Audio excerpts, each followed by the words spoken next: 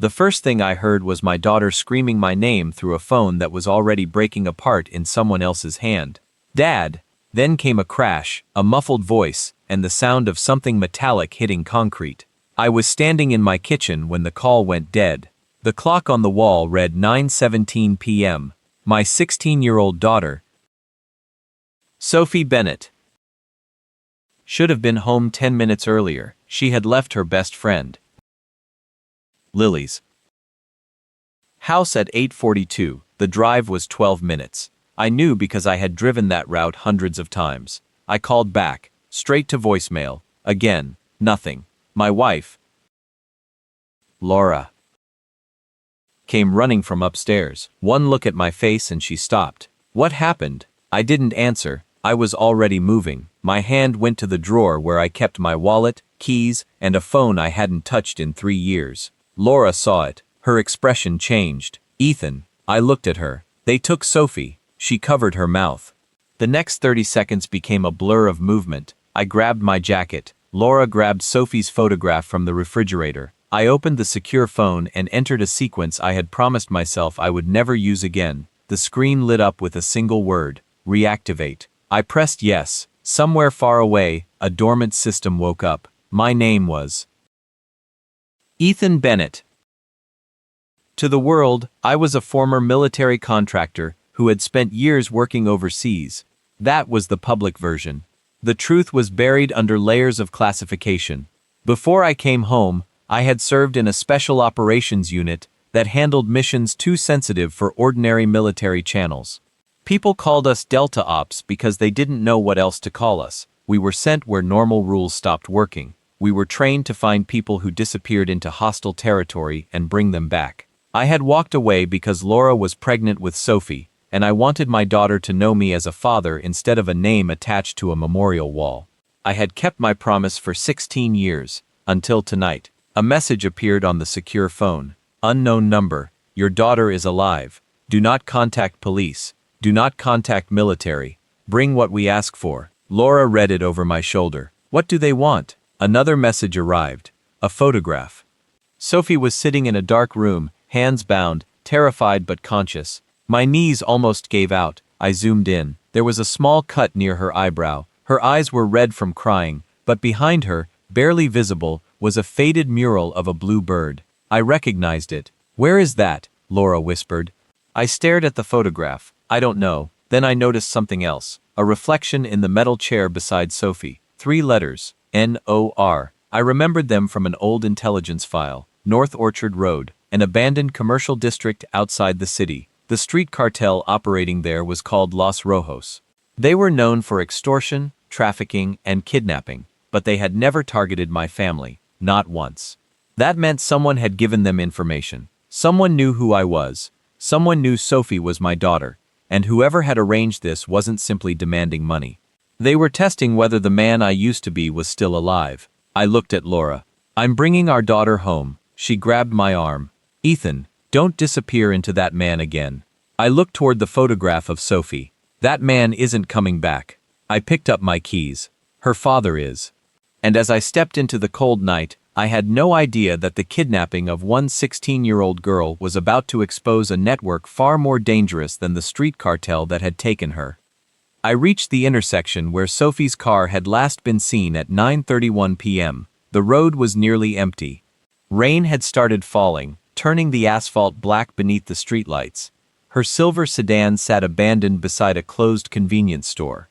The driver's door was open. One rear window was shattered. Her backpack was on the pavement. Her phone lay 3 feet away, screen cracked. I stopped the car and stared. My ears rang. For a moment, every sound disappeared except the rain striking the roof. I walked toward the sedan. There was a smear of blood on the door handle. Not enough to tell me anything. Enough to tell me somebody had been hurt. I crouched beside the backpack. Sophie's chemistry book was still inside. Her headphones were tangled around a water bottle. A small bracelet Laura had given her was caught on the zipper. I closed my eyes. I remembered Sophie at 6 years old, running through the backyard with a red balloon.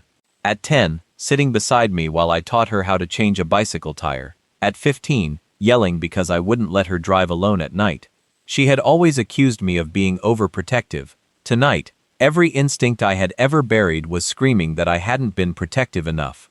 A police cruiser arrived. Officer Thomas Reed stepped out. He had known our family for years. Ethan, step back. I showed him the secure message. His expression hardened. You think this is a kidnapping? I know it is. Who sent it? I don't know. He looked at the car. Any suspects? I pointed toward the road. 3 vehicles left this direction.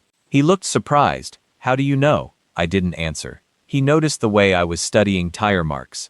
Ethan, I'm trying to find my daughter. He lowered his voice. Then let us help. I wanted to say yes. I wanted to believe normal law enforcement could handle it. But another message appeared. Your friend is watching. I looked up. A black SUV was parked across the street. Its engine was running. The windshield was dark. Officer Reed noticed it too. He moved toward his cruiser. The SUV accelerated away. Reed radioed the plate. I was already moving. Ethan, don't! I stopped. He grabbed my shoulder. You can't chase them yourself. I looked at him. My daughter is inside their network. He frowned. What network? Los Rojos. His face changed. You know them. Enough. He stared at me. How? I walked back to Sophie's car. Under the rear bumper was a small magnetic tracker. Not ours. Someone had planted it before the kidnapping. I pulled it free. The device was military grade. Los Rojos didn't have equipment like this. Neither did ordinary street criminals. That changed the situation completely. Someone had been tracking Sophie for days, maybe weeks. I called an old contact named Julian Cross. He answered on the second ring. I heard. How? Your activation triggered 3 alarms. I need information. About. North Orchard Road. Silence. Ethan, that's a dead sector. Not anymore. What happened? They took my daughter. Another pause. I'll look. Julian, what? Don't involve anyone else. Why? I stared at the tracker in my palm. Because somebody inside our old network may be helping them. He understood immediately. I'll call you in 20. Before he hung up, he said one thing.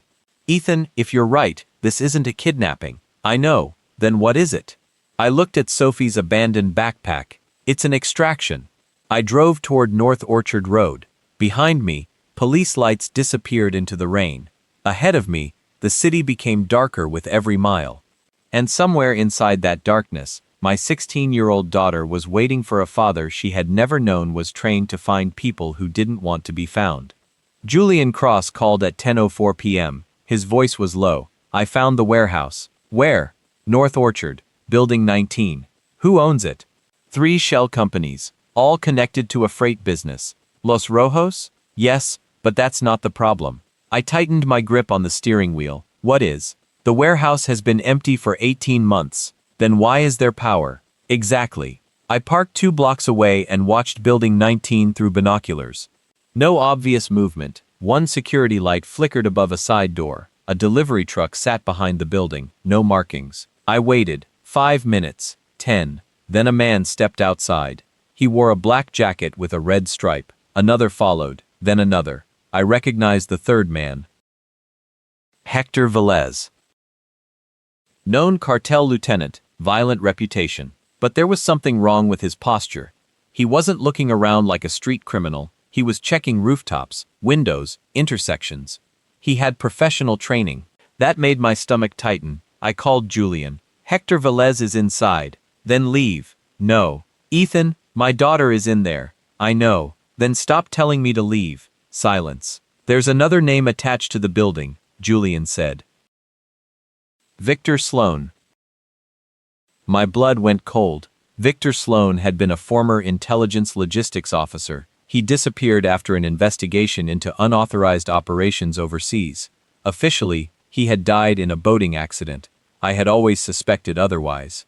How is Sloan connected? I asked. Money transfers, 3 years of them. To Los Rojos? Through them. I looked at the warehouse. So the cartel isn't running this. No. Who is? Someone who knows you. I closed my eyes. That was the answer I feared. I moved closer to the building. Through a dirty window, I saw Sophie. She was sitting in a chair. A man stood behind her. My heart slammed against my ribs. She looked frightened, but she was conscious. Hector walked into the room and put a phone on the table. A screen showed a live video feed of my wife Laura, sitting alone at home. Sophie saw it. Her face crumpled. Hector leaned toward her. "Your father is watching." Sophie looked directly toward the camera. "Dad, don't come." I froze. That wasn't fear. It was a warning. She knew something I didn't. I watched the video again. Her left hand moved slightly against the chair. Once, twice. Then she stopped. A signal. I had taught her that signal when she was 12. 2 taps meant danger. 3 meant wait. She had tapped twice. Someone was watching her closely. I backed away from the window. Julian said through the phone, "What are you doing?" "Waiting." "For what?" "For them to make their next mistake." 20 minutes later, a black SUV arrived. Victor Sloan stepped out. Older, gray hair, expensive coat, same cold eyes. He entered the warehouse. I knew him immediately. He was one of the men who had trained me years ago. He knew how I thought. He knew my habits. He knew how Delta Ops operated. And now he had my daughter. I watched him walk inside. A message arrived. "We know you're here, Ethan. Come inside." I stared at the screen. Julian whispered, "It's a trap." "Yes." "Then don't go." I looked at the warehouse. "They have Sophie. They want you." "I know." I turned off the phone. "That's why I'm going." But before I entered, I noticed something painted beneath the loading dock. A symbol I hadn't seen since my last mission. A black circle with a broken arrow through the center. It meant only one thing in the old world. Someone had authorized a mission against me. And whoever had signed that order had just made my daughter the center of a war that had started long before she was born. I entered through the front door with my hands visible. 4 men immediately surrounded me. Hector Velez stood in the center of the room. Victor Sloan watched from behind a glass partition. Sophie was 10 feet away. Her eyes found mine. For a second, neither of us moved. "Dad," she whispered. I looked at her. "I'm here." Hector smiled. "That was easy." I stared at him. "You expected me to come." "We knew you would." "Then you know this ends badly for you." He laughed. "You still think you're dangerous." I looked at Sloan. "He knows." Sloan stepped forward. "Yes, Ethan. I know exactly what you are." Sophie looked confused. "Dad?" I turned toward her. "We'll talk later." Sloan smiled. "There won't be a later unless you give us what we need." "What?" The Meridian file. The words meant nothing to Sophie. They meant everything to me. Meridian was a classified intelligence archive containing evidence of covert operations that had been buried after an international scandal. I had never possessed the full file. Sloan believed I did. "I don't have it." "You recovered it." "No, your team recovered it, and your team disappeared with it." Sloan's expression hardened. "Your team was eliminated because somebody betrayed the operation. You were there. I was following orders. So was I." He looked toward Sophie. "That's why she matters." My jaw tightened. "She has nothing to do with Meridian." "Not directly." He walked toward her. "But she is your leverage point." I stepped forward. Hector raised his weapon. Sophie shook her head. "Dad, don't." I stopped. Sloan smiled. "She's smart." I looked at Sophie. She was terrified, but she wasn't broken. "You're going to release her?" "Eventually." "No." Sloan frowned. "No. You don't understand." I looked around the warehouse. "You made one mistake." Hector laughed. "Which one?" "You assumed I came here alone." The lights went out. Darkness swallowed the room. People shouted. I heard movement. I moved toward Sophie. A weapon clattered across the floor. Someone stumbled. Another shouted from the loading bay. I reached Sophie and cut the restraints. "Can you walk?" "Yes. Stay behind me." We moved through the darkness. Sophie held onto my jacket. "Dad, who are these people?" "People from my past." "You were really Delta?" I didn't answer. "Dad, later." We reached a side corridor. A door slammed ahead of us. I stopped. Footsteps approached. Sophie whispered, "They're coming." I looked at her. "When I tell you to run, run to the red door. What about you?" "I'll follow." "Promise?" I looked into her eyes. "Promise." We moved. The red door appeared ahead. Sophie ran through it. I turned back. 3 men entered the corridor. I blocked their path long enough for her to reach the exit. I didn't stay to fight. I followed her into the rain. We ran 2 blocks before stopping beneath an overpass. Sophie was shaking. I pulled her close. She buried her face against my chest. "I knew you'd come." I closed my eyes. "Of course I came." She pulled away. "Dad, There's something you need to know. What? She looked toward the warehouse. They weren't asking about a file. I stared at her. What were they asking about? She swallowed. They kept saying you had something your old commander wanted. I felt the cold return. Did they say his name? Sophie nodded. They called him Director Sloan. I looked back toward the warehouse. Victor Sloan wasn't just running a cartel. He was running a personal operation. And now that Sophie had escaped, he had one reason left to come after us. We reached a safe location before midnight. Laura was waiting at the door. The moment she saw Sophie, she ran toward her. Mother and daughter collided in an embrace that lasted nearly a minute. I stood back and watched. My chest hurt. Sophie was alive. That should have been enough. But she had seen too much. She had been targeted because of me. I owed her the truth. We sat around the kitchen table. Sophie wrapped herself in a blanket while Laura made tea. Dad, she said quietly, tell me who you are. I looked at Laura. She nodded. It was time. Before you were born, I worked in a special operations unit. Delta? Yes. Sophie stared at me. You were actually Delta Ops? Yes. Why didn't you tell me? Because I wanted you to have a normal childhood. She looked down. I thought you were just paranoid. I almost laughed. You were right. Laura squeezed Sophie's hand. Your father left that life because of us. Sophie looked at me. And now it's back. Yes. She was quiet for several seconds. Then she asked the question I had dreaded. Did you hurt people? I looked at her honestly. I was involved in missions where people were hurt. I can't change that. Are you going back? No. I looked toward the window. I'm going to end this. Julian Cross arrived 40 minutes later. He carried a folder. Sloan moved. Where? Airport. Leaving? No. Meeting someone. He opened the folder. Photographs showed Sloan entering a private terminal. Another showed Hector Velez. A third showed a federal contractor I recognized. They're working with someone inside the government. Julian nodded. That's why the police response was delayed. Laura looked at me. How deep? Deep enough. I studied the photographs. Sloan had built a network around Meridian. The cartel was muscle. The contractors provided logistics. Corrupt officials provided protection. The real objective wasn't money. It was recovering a set of classified records that could expose everyone involved. We need to get ahead of them, I said. Julian nodded. I know someone who can help. Her name was Sarah Quinn, an investigative journalist who had spent years exposing organized crime. She arrived the next morning. I gave her copies of the evidence. She stared at the files. If these are real, this isn't a cartel story. No, it's a government corruption story. Yes, she looked at me. How did you get this? You don't want to know. Fair enough. She took the drive. What happens now? If anything happens to me, release everything. Sarah looked at Laura. Understood. That afternoon, Sophie came into the room. Dad. I turned. What? She handed me a small object. It was the phone they had given her during the kidnapping. I found something on it. I checked the device. Hidden inside the case was a tiny memory card. I inserted it into the secure computer. One video appeared. Sloan speaking to someone off camera. The daughter is only leverage. The real target is Bennett. Then another voice answered. I knew it instantly. General Robert Hayes. My former commander. The man who had signed my retirement papers. The man who had promised me Meridian was gone. His voice said 4 words that made the room silent. Bennett must disappear permanently. Sophie looked at me. Dad? I stared at the screen. Now we know who started this. The next 12 hours became a race against time. General Robert Hayes was scheduled to appear before a congressional committee the following morning. If we released the evidence too early, he could disappear. If we waited too long, he could destroy the remaining records.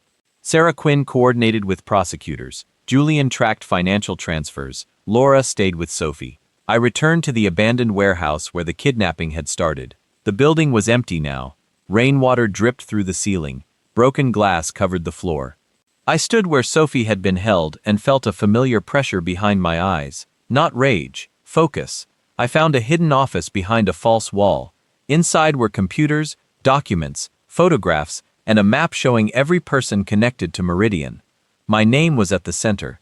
Sophie's photograph was pinned beneath it. I removed it. My hands shook for the first time. I had spent years convincing myself I could separate the mission from my family. That illusion was gone. They had crossed the line. Julian called. We found Hayes. Where? Private hangar. Sloan? With him. Hector? Also there. I looked at the map. How many? Unknown. Then we don't go in blind. We waited until the evidence package was secured with multiple investigators. Sarah prepared the release. Laura and Sophie were moved to another location. Then I drove toward the hangar. I wasn't going there to execute anyone. I was going there to make sure nobody disappeared before the truth reached the public. The hangar was quiet when I arrived. Hayes stood beside a private aircraft. Sloan was beside him. Hector watched the entrance. Ethan, Hayes said, you always were persistent. You kidnapped my daughter. We needed leverage. She's 16. Hayes's face remained expressionless. Collateral. I felt something inside me break, but I kept my voice calm. You created Meridian. I protected it. You killed my team. They knew too much. And Sophie, she was unfortunate. I stepped closer. No. Hayes looked at me. No, she was never unfortunate. I pointed toward the camera hidden above the hangar entrance. She was your mistake. Hayes's eyes widened. He understood. Everything was being recorded. Sloan reached for his weapon. Hayes stopped him. Don't. I looked at both men. Your own words are already in the hands of investigators. Hayes stared at me. You think anyone will believe you? Sarah's voice came through the speaker behind me. They don't have to believe him. They can hear you. The hangar doors opened. Federal agents entered. Hector surrendered. Sloan tried to run and was intercepted. Hayes stood completely still. His career ended in that moment. Not because I killed him, because the truth finally reached people who could act on it. As he was taken away, he looked at me. You think this changes anything? I answered. It changes everything for my daughter. He disappeared behind the agents. I stood alone in the hangar. My phone vibrated. Sophie had sent a message. Come home. 2 words. No tactical meaning. No hidden code. Just home. I looked at the aircraft, and then turned away. The mission was finished. For the first time, I didn't feel the need to look over my shoulder. But before I reached the exit, Julian called. Ethan. What? There are still names on the Meridian file. I stopped. How many? 27. I looked toward the sky. The war wasn't completely over, but it had changed. It wasn't about revenge anymore. It was about making sure nobody else could turn a child into leverage. If you're enjoying this tactical action so far, make sure to hit that subscribe button for more daily revenge stories, because the final part of this story isn't about how many enemies Ethan could defeat. It's about what he was willing to sacrifice to make sure his daughter never had to live through that fear again. Over the next several weeks, the Meridian investigation expanded across multiple agencies. Names became evidence. Evidence became arrests. The street cartel fractured without Sloan's protection. Hector Velez cooperated with investigators. Several corrupt contractors lost their licenses. General Hayes faced a series of federal charges. But there was still one person missing. The financial architect behind Meridian. A woman named Natalie Cross. She had never appeared in the warehouse, never spoken to the cartel, never touched a weapon, yet every major payment led back to her. We found her through a dormant account connected to a charitable foundation. She lived quietly under another identity. I could have gone after her alone. Instead, I gave investigators everything I had. They located her within 48 hours. When they arrested her, she didn't resist. She simply asked one question. Where is Ethan Bennett? The agent told her I was at home with my family. She smiled. Then Meridian is finished. When I heard that, I understood something. The people behind the network had never truly feared me. They feared what happened when I chose family over the mission. That was why they had targeted Sophie. They believed love was a weakness. They didn't understand that love was the reason I had survived everything they couldn't imagine. A month later, Sophie returned to school. She didn't tell everyone what had happened. She didn't need to. Her teachers knew. Her closest friends knew. Lily knew. She slowly returned to ordinary life. Homework, music, late-night snacks, arguments over curfew. One evening she came into my office and found me staring at an old military photograph. You miss it? She asked. I looked at the photograph. Sometimes. The missions. The people. She sat beside me. Would you go back? I shook my head. Not now. Why? I looked at her. Because I already found the most important person I was supposed to bring home. She smiled. That's cheesy. I'm allowed one cheesy line. She laughed. It was the first time I had heard that laugh since the kidnapping. I closed my eyes for a second and let the sound settle into me. The war had taken a lot from our family, but it hadn't taken that. Laura walked into the room carrying 2 cups of coffee. You two talking about secrets? Sophie smiled. Dad has enough for a lifetime. Laura looked at me. He's learning. I nodded. I was learning that a tactical life could teach you how to survive almost anything except the silence after survival. I had spent 16 years protecting Sophie without telling her what I was protecting her from. Now I understood that protection wasn't simply keeping danger away, it was giving someone enough truth to recognize danger when it came. Sophie wasn't the frightened girl in the photograph anymore. She was stronger, more aware, and she knew that her father wasn't invincible. That mattered. Because I never wanted her to believe strength meant never being afraid. Strength meant knowing what mattered and refusing to surrender it. The cartel had wanted to use her as leverage. They failed. Sloan wanted to use her to force me back into the shadows. He failed. Hayes wanted to erase me. He failed. Meridian wanted to remain hidden. It failed. And I realized something I would carry for the rest of my life. I didn't come home because I was the strongest man in the room. I came home because my daughter called my name. That was enough. 6 months after the kidnapping, I took Sophie back to the place where we had found her abandoned car. The convenience store had reopened. The broken window had been replaced. New lights illuminated the parking lot. Cars came and went without anyone thinking about what had happened there. Sophie stood beside me. This is where it happened. Yes. She looked around. I barely remember. That's okay. Do you remember everything? I looked at the pavement. More than I want to. She took my hand. Then let's leave. I smiled. Good idea. We walked toward the car. Before we reached it, she stopped. Dad? Yeah? Thank you. I looked at her. For what? Coming. I swallowed hard. I was always coming. She hugged me. For a moment, I wasn't Delta Ops. I wasn't the man from the classified files.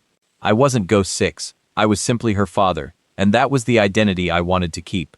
We drove home while the sun disappeared behind the city skyline. Laura was waiting on the porch. Dinner was ready. The house smelled like the food Sophie loved. Everything felt ordinary.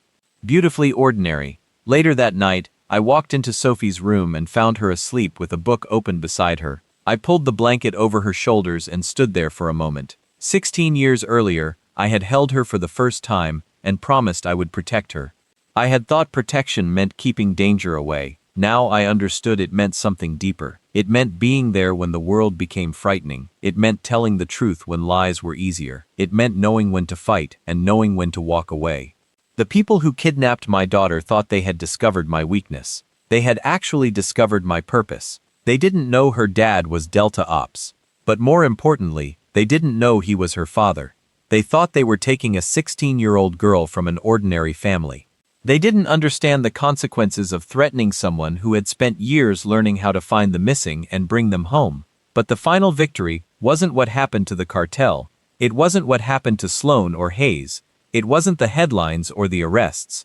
The final victory was Sophie walking through our front door without fear. It was Laura sleeping peacefully again. It was me hearing my daughter's laughter from upstairs and realizing the house finally felt like home. I kept the old secure phone in a drawer. I never activated it again. I kept my military records sealed.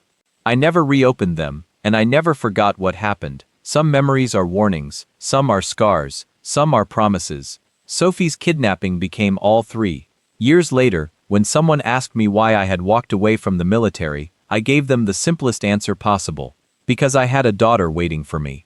They usually expected something more dramatic. They expected stories about missions, weapons, danger, or glory. I gave them none of that. Because the truth was never about glory. It was about coming home. And when the cartel took Sophie, they forced me to choose between the man I had been and the father I had become. I chose my daughter, every time. The world may remember Ghost 6. The government may remember Delta Ops. Criminals may remember the night their network collapsed. But Sophie will remember something different. She'll remember that when she called her father, he answered. And sometimes, that is the greatest victory a man can ever have.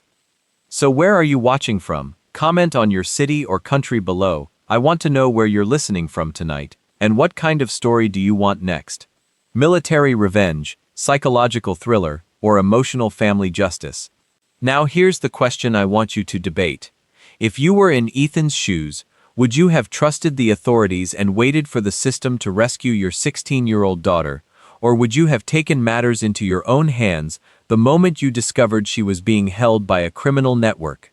Would you have risked everything to bring her home yourself, or would you have believed that justice had to come through the courts? Tell me what you would have done and why, because the hardest choices aren't always between right and wrong. Sometimes they're between two things you desperately want to protect. If this story kept you listening, subscribe for more military revenge, psychological thriller, and family justice stories. And remember this: the people who kidnapped Sophie believed they had found Ethan Bennett's weakness. They were wrong. They found the reason he refused to stay down. They believed fear would control him. It didn't. They believed his past made him dangerous. They never understood that his love for his daughter made him unstoppable in a completely different way. The strongest weapon he carried wasn't hidden in a case or locked inside a military vault. It was the promise he made 16 years earlier when he first held his daughter and told her she would always be safe. Sometimes promises are tested, sometimes they are nearly broken, but the promises that matter most are the ones we keep when everything else falls apart. Thank you for staying with me until the end.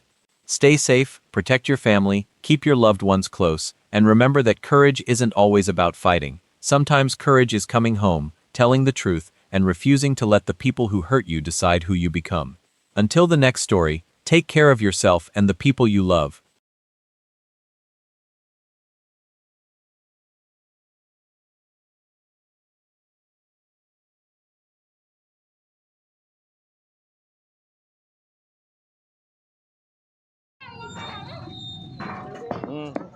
फिर 1 2 3 चलो फातिमा अब आपकी बारी 4 5 करने हैं 5 चलो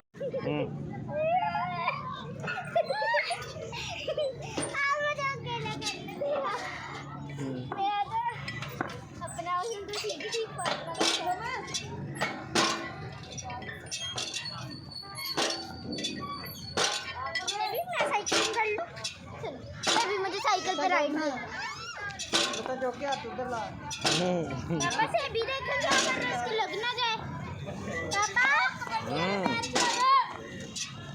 पापा जी से भी ऊपर बैठो चलो हम भी अपने के साथ खड़े हो चलो हम भी अब ठीक है